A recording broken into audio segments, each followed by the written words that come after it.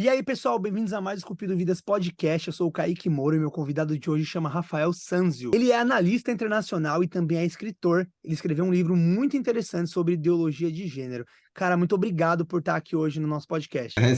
É sempre uma satisfação, né? Conversar e compartilhar conhecimento. E hoje vai ser legal, pessoal, porque a gente vai falar muito sobre geopolítica, claro, a gente vai falar muito sobre ideologia de gênero. Então, assim, eu queria começar a nossa conversa perguntando para você, assim, hoje, né? Você acha que a esquerda ela está avançando também aí na Europa, tanto quanto ela avançou no Brasil e nos Estados Unidos nesses últimos anos? A esquerda e direita, ela é um produto das, vamos dizer, das organizações internacionais, por exemplo, ONU, Unesco, Unicef, e desse plano intelectual que tem de uma contenção de o controle das massas, vamos se dizer. No Brasil, isso é muito mais fácil de ocorrer, assim, porque as pessoas não costumam pensar. Se você olha para trás do plano de vista histórico para a América Latina é simplesmente algo que, é, como eu posso dizer, para não ofender, né? As pessoas são realmente idiotizadas e é muito fácil, porque por se tratar de uma região pobre, propositalmente, não porque é uma região pobre sem recursos, essas coisas, por se tratar de uma região pobre e, consequentemente, se torna intelectualmente inferior ao restante do mundo, Uhum. é muito mais fácil no Brasil. Aqui na Europa, está se tornando como é na América Latina, porque aqui ainda tem muitas cabeças pensantes, assim. Não tem tanta liberdade como antigamente, mas hoje, aqui na Europa, a esquerda, ela é assim, não é ela não é maioria, mas ela tem o poder. Não.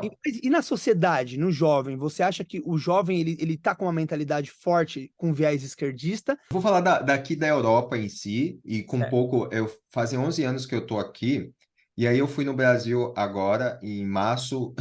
Eu vi que as coisas estão cada vez piores, assim, no dia a dia. Mas aqui na Europa, assim, apesar de tudo, os jovens ainda têm um certo controle do pensamento. Eles veem, isso é certo ou é errado, e eles têm essa opinião relacionada a isso, assim, uma opinião mais contundente. Quando tu vê essas na mídia, o jovem quebrando tudo, tu percebe que a maioria são imigrantes, africanos ou do Oriente Médio. E aí isso dá um transparecer de que a gente é preconceituoso. Eu também sou imigrante, né? A gente é preconceituoso e a gente só coloca rótulos no imigrante negro e no imigrante no Middle East, do leste, No Oriente Médio. Oriente Médio, desculpa. No Oriente Médio. A, a maioria dos jovens, por exemplo, o jovem aqui na Espanha, onde eu moro. Aqui na Espanha você não tem tantos negros como tem no Brasil, como tem em Portugal, porque aqui o que tem de imigrante vem da América Latina, porque isso é questões históricas. Quando eles vêm para cá, ele vem porque se identificam com a língua, porque é parecido, mas mesmo assim a maioria ainda são espanhóis. Quando você vê esse cover action, essa manipulação dos jovens, é principalmente esses jovens que são negros refugiados, que não têm família, não têm pai, não têm mãe. Propositalmente, essas políticas progressistas aí têm esse propósito de tirar a base que é a família justamente para manipular. Esses imigrantes ilegais, principalmente pobres, que vêm para a Europa, eles são propositalmente recrutados. Isso aqui todo mundo sabe disso aqui, sabe? Quando tu vê, as pateiras são aqueles barcos. Quando eu cheguei aqui, eu pensava assim: não, eles vêm remando, essas coisas. Não, são ONGs que trazem esses jovens para cá, para a Europa, e jogam eles aqui. Só jovem de idade militar que vem, sabe, são criminosos, a maioria deles são, não são todos, mas são exceções que não são, não, a maioria, generalizado, são criminosos, são pessoas com má índole. Isso Uhum. é preconceito. Não é preconceito. Só vai lá em Barcelona ver como é que está Barcelona agora. E aí, mas o jovem, respondendo agora a tua pergunta, o jovem aqui ainda tem a consciência. Quando a gente estuda psiquiatria dinâmica, para entender como é a propaganda, a gente vê, a propaganda é uma arma de guerra, a gente sabe disso. A propaganda, tudo que a gente vive hoje, a maioria das coisas são ilusões. Ilusões, principalmente agora com a ascensão da tecnologia das redes sociais nos últimos 20 anos, ah, eles têm usado isso justamente para manipulação de ideias. O Netflix, um dos CEOs fundadores, ele é neto do Eduardo Bernays. Eduardo Bernays é o pai da propaganda, é aquele que aprendeu a manipular as massas através, fez dos produtos. Tudo que a gente vive hoje a respeito de produtos, propaganda, foi Eduardo Bernays, que era sobrinho de Freud. Sabe, é uma dinastia. Nada Uhum. acontece por acaso, é uma dinastia. E quando a gente vai estudar psiquiatria dinâmica, essas coisas, e vai entender como é que Freud trouxe, Freud era muito dentro de hipnotismo, usar o Psicologia, né? magnetismo para manipulação das pessoas. Hoje não se fala muito disso. As pessoas estão tão idiotizadas que as verdades históricas, os fatos históricos documentados, passam a ser coisas ilusórias. A gente vê as séries, por exemplo, até o La Casa de Papel mesmo, a gente está vendo uma inversão, né, no papel. Você vai ver que a família nas séries, na Netflix principalmente, a família ela sempre é ruim, né? O homem ele sempre é um abusador, a mulher ela não pode ser uma mulher comum. Eu falei isso esses dias, né? Hoje em dia você não vê uma mulher real mais na mídia. É muito difícil você ver uma mulher como ela é. Você anda na rua, você vê mulher. Mas na televisão, as mulheres não são mais as mulheres que elas, na realidade, entendeu? É um protótipo de mulher, é uma mulher como idealizada pela mídia. Então, a mulher na mídia, ela é o quê? Ela é valentona, ela é machona, ela é feminista, ela é empoderada ali e tal. E na rua, na vida normal, a minha mãe não é assim, as minhas irmãs não são assim, a minha esposa não é assim. Eu tenho amigas que não são assim, a gente conhece vizinhas que não são assim. Então, a gente vê a mídia produzindo uma miragem, vamos chamar assim, uma miragem de sociedade, que a sociedade está caminhando para aquela miragem, mas ainda não é aquela ali ainda é uma miragem, não é uma realidade, né? E eu vejo essas séries aí, principalmente na Europa e nos Estados Unidos, ah, são fabricadas muitas séries onde a gente vê essa panfletagem forte, querendo mudar o que é o homem. O homem, ele não pode ser o homem, se ele for homem, ele tem que ser um cara violento, ele tem que ser um cara ignorante, o policial é o corrupto, ele é o vilão. Então a gente vê isso, né? É exatamente o que você falou. A gente vê a mídia, a gente vê essa tendenciosidade da mídia em pegar papéis como família, justiça, lei e transformar de alguma forma em algo ruim. E pegar coisas ruins e transformar como o mocinho, como o bonzinho. Você vê aí, né, que não existe mais vilão, agora o mal é relativo, o mal ele pode ser bom, o mal tem o seu lado, tanto que a Disney investiu aí em filmes tipo Cruella, sei lá, entendeu? Malévola. Então você vê que o vilão, o mal, tá sendo tirado. Não existe mais o mal, agora o mal é relativo. Então eu quis dizer isso na pergunta, assim, sabe? Porque eu tenho essa opinião. Para mim, eu acho que, igual você disse, as pessoas estão sendo idiotizadas. E acho que a maior ferramenta de idiotização é a própria mídia, é as séries, é a cultura pop. Na verdade, é um hipnotismo de massa. Aham. Antigamente, se hipnotizava as pessoas através do medo, dos jornais, e não era tão eficaz. Tanto que quando começou a aparecer esquizofrenia, doenças mentais, vamos dizer, elas começaram a aparecer justamente em uma época onde tinha muitas revoluções, por exemplo, na Primeira Guerra Mundial, a destruição de reinos, a destruição de países, o medo, pestes, terremotos, essas coisas. E aí as pessoas começaram a enlouquecer, principalmente nos países mais ricos. Coincidentemente, nos países mais... Desculpa. Na Áustria, na França, na Inglaterra. E aí, isso hoje é muito mais potencializado justamente pela mainstream, pela esses outlets de filmes, que é o Netflix, a Amazon, Disney, essas coisas. Eles potencializam isso, porque isso cria um medo. E aí, essa relativização do bem e do mal, isso é notório. Existe o bem, o mal. Eu sou específico, né? As pessoas me respeitam muito ao meu redor porque eu sou incisivo e eu estudo e eu defendo, assim, eu respeito, mas eu defendo com unhas e dentes. É que eu vivo a religião judaico-cristã. Esses são os meus princípios. Os jovens, eles têm essa necessidade de se parecer benevolentes, né? O professor Olavo de Carvalho tem uma aula sobre isso, né? E aí, isso é muito fácil. E a mídia só usa. Cara, o quê? 95% das séries hoje só é baixaria, das séries dos programas hoje. Uhum. Perversão sexual é assim. No Brasil, por exemplo, o povo fala muito de homens que assediaram mulher, que são molestadores de mulheres, que são criminosos. Mas também o oposto também existe. Por exemplo, nos Estados Unidos. existem uma taxa gigantesca de professoras, de mulheres que assediam sexualmente seus alunos, aluninhos assim, meninos, e esses meninos, eles crescem com problemas terríveis, terríveis. E isso, por exemplo, se a gente, isso não se fala no Brasil. Se a gente for falar isso no Brasil, ah, não, é que o menino vai ser machão, já tá pegando desde novinho. Mas não é assim. A prevenção sexual, todo indivíduo tem o seu estágio. Por exemplo, eu sempre menciono, eu não sei se está vendo esse livro aqui, ó, o Sex and Culture aqui, ó. Uhum.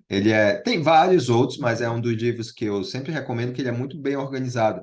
Ele fala que ele fala das sociedades dos últimos 6.000 anos que se tornaram potências militares e que foram muito poderosas no mundo, assim. Por exemplo, Babilônia, Medo-Pérsia, Grécia, Roma e outros impérios na África, na Oceania. Esses impérios tiveram a sua maior ascensão quando eles tiveram um comportamento padrão que é monoteísmo, que é monogamia, o desenvolvimento intelectual através de um padrão que hoje a gente pode se dizer que seriam os conservadores, que é sexo nunca antes do casamento, casamentos arranjados, assim. Esse era o padrão do passado, e essas sociedades, esses reinos, impérios alcançaram sua ascensão.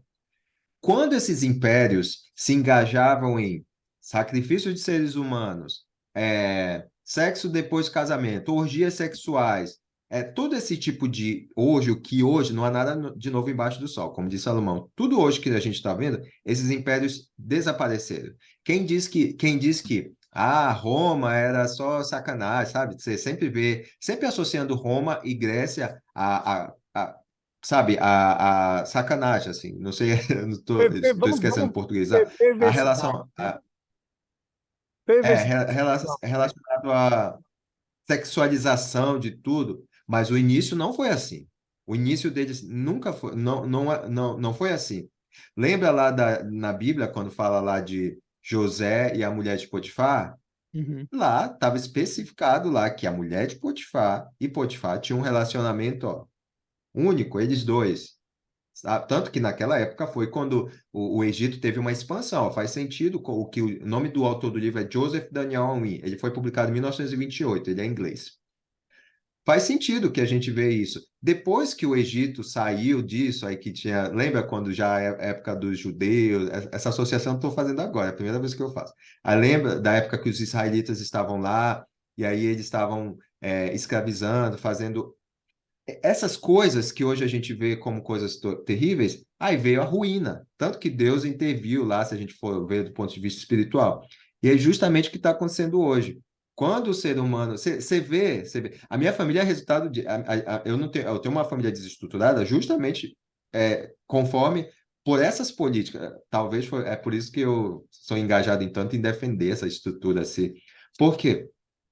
Porque quando você vê que não existe a importância da família, aquela construção, porque o núcleo, o que faz um indivíduo forte, o que faz uma economia forte, é a família, ela que produz. Do passado voltando hoje. Com certeza. Você está me falando e isso está me fazendo lembrar, né? Eu estudei bastante sobre Yuri Bezmenov, talvez você já ouviu falar dele, Thomas Schumann, Uhum. né? E ele fala sobre a Sim. submissão. E é exatamente isso, né? Ele explica que existe uma infiltração que ia ser feita, né, depois da Guerra Fria ali. E ele fala que o objetivo desses caras, que era uma agenda que era soviética, mas já vinha com raízes desde a China, porque era baseada no livro A Arte da Guerra. Então a gente já tem ali uma ideologia que seria de implantar agentes, né, ao redor do globo inteiro aí, para propagar realmente a destruição dos valores morais, né? O primeiro step ali é a desmoralization, que seria acabar com a família, acabar com a fé. E ele fala exatamente isso que você disse agora, que uma civilização próspera, ela vai ter a moral como seu primeiro pilar. E que se você quiser que uma civilização entre em decadência e seja extinta, você não precisa de força, você só precisa simplesmente apoiar os movimentos que destroem a moral da sociedade. Você precisa enfraquecer a fé, destruir a religião, acabar com a família. Se você conseguir fazer isso, essa sociedade ela vai automaticamente se jogar no buraco sozinha. Aí vai levar a crise, vai levar a outros processos que hoje eu vejo o Brasil e consigo enxergar o Brasil como um país altamente subvertido. Estados Unidos também está aí subvertido, talvez num nível inferior ao Brasil. O Brasil, para mim, é mais subvertido que os Estados Unidos, mas é exatamente o que você está falando. São pessoas que têm como objetivo atacar esses pilares.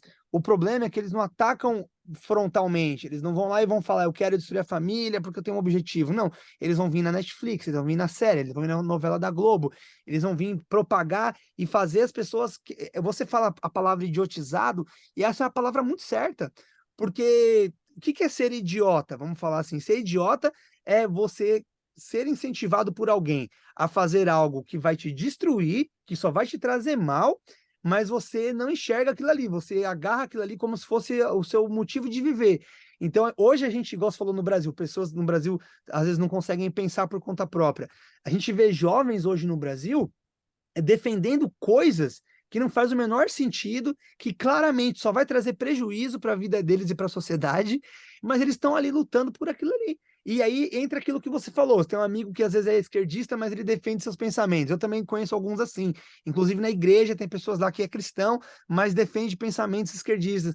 E eu falo, cara, é muito difícil você defender Deus e defender a Bíblia, e agora você está defendendo esse tipo de coisa, porque você está duplo pensando. Você pensa numa coisa e você pensa em outra coisa que anula o seu primeiro pensamento. E a idiotização é tão grande que a pessoa ela não consegue fazer o paralelo de defender uma coisa e ao mesmo tempo atacar outra, e elas não se combinam, mas a pessoa não consegue perceber. É igual aquela pessoa que, sei lá, ela é a favor dos direitos humanos, ela não quer que o prisioneiro tenha prisão perpétua, ela não quer que tenha cadeira elétrica, ela não quer que nada de ruim aconteça, ela preserva a vida, mas ela é a favor do aborto.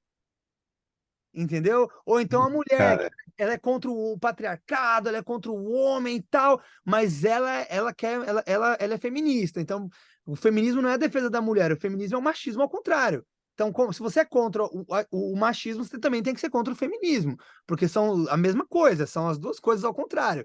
Então, aí é aquela mulher que não, porque o homem, o patriarcado, darará, mas aí na hora que você dá corda para ela, a atitude dela é uma atitude feminista. Então, isso é duplo pensar. É você criticar uma postura na sociedade, mas ao mesmo tempo você defende aquilo ali por causa de uma outra linha que alguém colocou na sua cabeça, cara. Isso é o caos desses anos que nós estamos vivendo. É por difícil. isso que é importante. Olha, isso aí eu digo para mim, eu falo isso para mim todos os dias, assim, né? Porque assim, a gente tem que observar muito, muito as coisas que eles tentam empurrar. Ó, a última coisa que aconteceu foi lá da picada, disso aí da praga chinesa, maligna, essas coisas. Foi tão. Para mim não foi convincente, porque eu estudo isso já faz tempo, e para outras pessoas, para ti também. Mas para as pessoas elas não conseguiam ver o óbvio porque elas estavam em pânico. Aí o medo faz elas escravas disso. Mas só que olha, isso é muito bem elaborado. Isso não vem de agora, isso vem de séculos, talvez milênios, vamos se dizer assim. Só que a gente a gente ainda tem um pouco de livre-arbítrio para entender e para raciocinar pela gente mesmo. No entanto, quando a gente permite que haja essas intromissões, sabe? É muito difícil quando a massa vai por um lado. Eu sempre tive dificuldade em toda a minha vida, assim. Eu sempre parei para pensar, né? Assim, tem alguma coisa errada nisso. Ah, isso não pode ser assim, e tal. E as pessoas, elas sempre, eu sempre recebi muita crítica dentro da minha família também, essas coisas. Pelo fato de, não, as coisas não são assim. É muito difícil quando você vive dentro. Você não é conformado com as coisas. Eu acho que o fato da gente estar conversando hoje aqui não é que a gente não é conformado. Quanto que a gente perde de dinheiro, essas coisas, fazendo nossos comentários referentes. A gente podia fazer uma vida de blogueirinho, né? Ah, eu feliz na Europa, mas não, a gente tem essas questões. Só que as pessoas, elas se permitem a isso porque é mais cômodo, é muito mais cômodo, sabe? Por isso que se diz os perdidos são como a areia do mar, essas coisas. No entanto, é, a porta larga tem mais sofrimento, a porta estreita eu penso que depois vem é óbvio, né, profética, essas coisas, ela sempre tem o prêmio depois disso. Quantas as pessoas que aceitaram se submeter a muitas situações justamente pelo medo, porque fulano está fazendo, eu vou fazer. Isso é uma engenharia social, essa é uma engenharia social, Kaique, o que a gente pode fazer, tu, as pessoas, se afastar. Igual hoje eu estava falando com meu amigo, né? O Douglas, ele é muito. Cara, muito cabeça, ele mora na Lituânia, né? E a gente estava falando sobre essas coisas. Não adianta também, até tem uma aula do professor Olavo de Carvalho, se eu não me engano, sobre isso. Não adianta eu querer mudar esse sistema se esse sistema está todo podre. O que eu tenho que fazer é viver a minha vida e evitar o máximo possível que isso afete. Por exemplo, eu muito pouco assistia televisão quando morava no Brasil. Eu acho que eu nem lembro, tem fulano, ator, não sei de que, não sei nem quem é, cara. Eu sei porque o pessoal começa a falar assim. E eu penso que por isso não tive muito impacto na minha cabeça referente a isso, mas diferentemente de. E eu estudei em colégio interno, né? Em colégio interno a gente não tem Sabe? acesso a essas coisas também. Mas os meus irmãos não, os meus irmãos ficaram em casa, essas coisas. É uma diferença total, assim. A gente pode ver isso de forma micro, né? Imagina de forma macro. E aí vem a minha pergunta aí para a gente finalizar. Você acha que o Brasil ele está indo para o mesmo caminho? Você enxerga o Brasil como a próxima Argentina, a próxima Venezuela? Ou você acredita que não, que o caminho que o Brasil vai caminhar vai ser um caminho diferente desses dois países? Olha, o Brasil, ele nunca foi rico. A Venezuela já foi muito rica e a Argentina, nossa, a Argentina é uma potência. O Brasil, ele hoje sendo o Brasil, ele nunca vai ser o que a Argentina e a Venezuela foram. Só o Brasil, se ele se torna uma Venezuela ou uma Argentina, ele vai ser muito pior, porque as pessoas não têm uma base cultural, não têm uma estrutura. O Brasil, olha, se você conhece o Brasil, tem regiões do Brasil que não tem água. Um país rico como esse, que é o Brasil, tem regiões do Brasil que o indivíduo tem um monte de baixaria, como nas favelas do Rio, existe muito isso. Não, você está dizendo que não, existe sim. Lá é outro mundo, onde impera todo tipo de baixaria. É claro que tem famílias, mas não, um local onde o crime organizado manda e tudo, não tem moral, não tem, E a sabe? polícia não O pessoal, entra. você. Não, eu vi com meus próprios olhos, sabe? Mas eu não vejo o Brasil é pior que a ao mesmo nível que a Venezuela e a Argentina, eu vejo muito pior, muito pior. Agora estão falando sobre, eu ainda não me aprofundei sobre isso, essas coisas, mas eu estou só observando, né? Leio umas reportagens dessas coisas com aquela divisão entre Sudeste e Sul, Norte, Nordeste, essas coisas. Olha, isso é justamente, por exemplo, não é à toa que alguns governadores eleitos aí do Sul eles são uns Muppets, ou como se diz, uns fantoches do Fórum Econômico Mundial. Se eles apoiam essas ideias, eles não é por acaso. Se eles conseguem dividir o Brasil, como acontece na África, lotear o Brasil, consequentemente será muito mais fácil de ser explorado. As ONGs internacionais estarem ali, a Open Society e outros exploradores, porque o intuito deles é financeiro, esse negócio de preservar a Amazônia, isso é tudo mentira. Isso não existe preservar a Amazônia. Eu sou amazonense, nasci lá, vivi lá até os 18 anos, eu sei como as coisas funcionam lá. E dizer que o Brasil vai chegar a esse nível, o Brasil vai ser muito pior, muito pior. É só olhar como é que é o Brasil, cara.